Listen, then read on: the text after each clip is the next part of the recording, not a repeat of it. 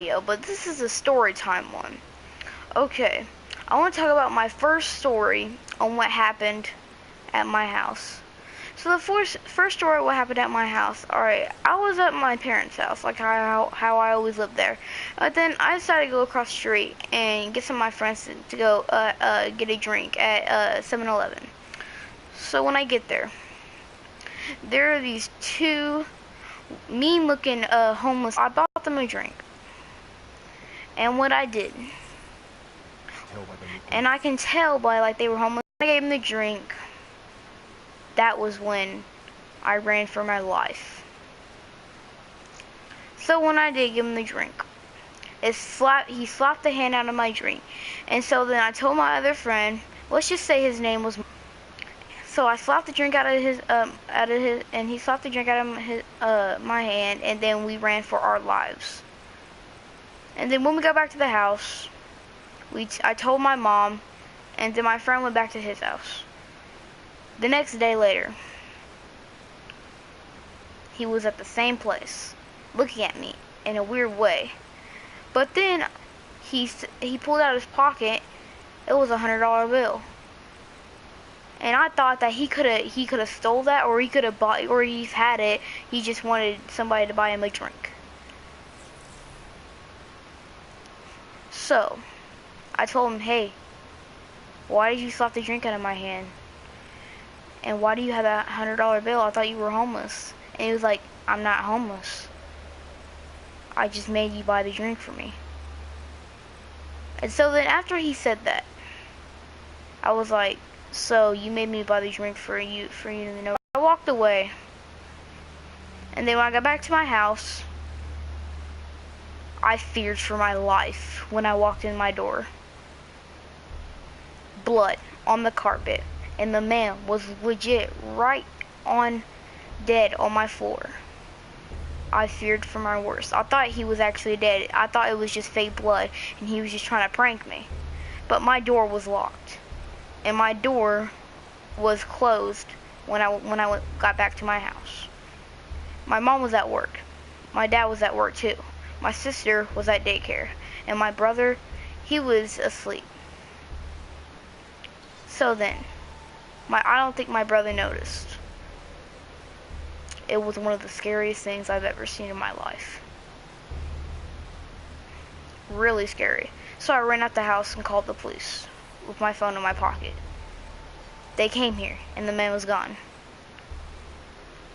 I guess he was trying to pull a prank on me. But that is not the prank you should do. So then after the police came, like I said, the man was gone. Next day later passed. After I told my mom about the whole situation in the store, about how the man was in my house. And then the next day later, when I woke up, I looked out my window. It was snowing, like always, because it was Christmas Day. So then when I went downstairs, the presents were gone. I thought my mom was like doing a Christmas tree hunt.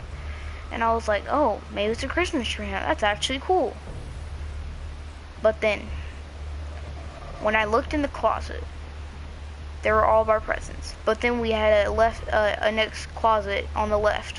When I looked in there was the man with a pistol, a .44 pistol in his hand. What I did, I ran out the house as fast as I could. I screamed to the top of my lungs like a girl. And then I ran to my next door neighbor, knocked on the door. He wasn't there home. And then when the man walked out of my house looking at me, I ran up to him, grabbed the gun, smacked him with the gun, and I left off. And then I went to my friend's house across the street. And when I knocked on his door, he was home. So we went in, called the police fast as I could. My mom was still in the house. And when I did that scream, my mom, she woke up. But then I didn't have enough time just like to know where to go. So I went to my friend's house across the street, like I said. We hid. And then we hid for about 30 minutes, 40 minutes, and right outside, the police were there. And then they found him with the 44 pistol, and then they arrested him.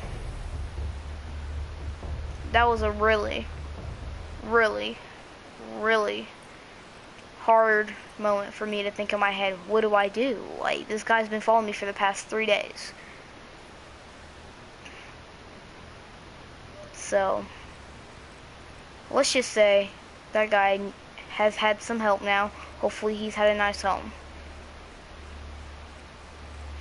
And then, the next day went by. The man was for some reason out of jail. I mean, I don't know how he's already out of jail. Like, for something that he tried to do, he shouldn't be out of jail that quick. And I was like, hey, maybe the police just talked to him, made him give him a second chance. So then, when I saw him walking down the street, he actually didn't look homeless no more. So then I was like, ooh, maybe he's not homeless no more. And so then I went down to my friend's house. And when we got there, we played some video games for a little bit. Now, the video games I was playing, we were playing Black Ops 1 and Black Ops 2. Because he got that for Christmas. And then we thought I'd go outside to play a little bit of tag. Because, you know, we were young. We were like 6, 7 years old. We didn't really know what to do. So then we played tag outside. And then we saw the man again, walking across the street.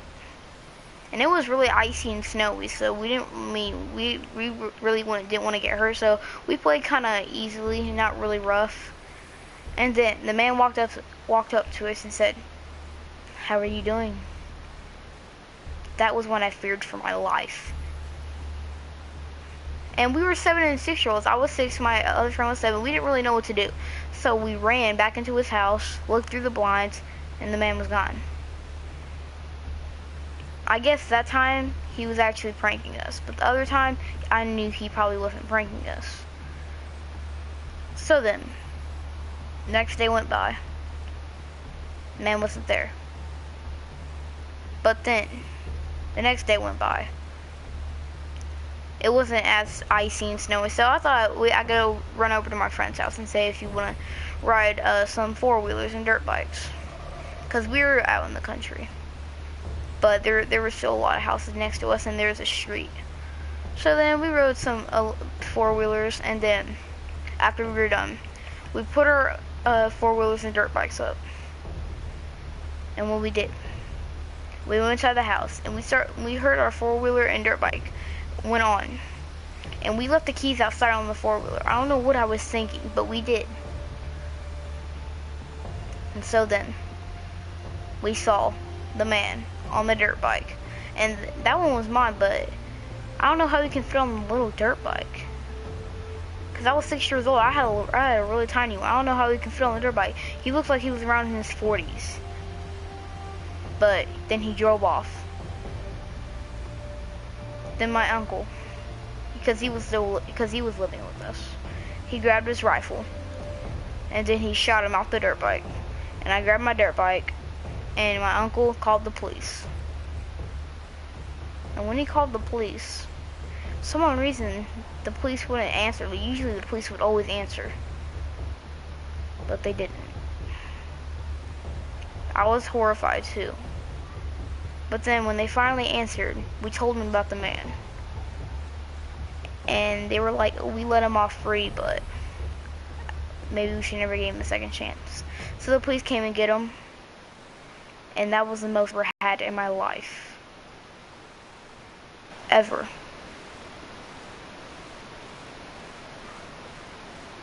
Hopefully you guys enjoyed. Next story time will be later.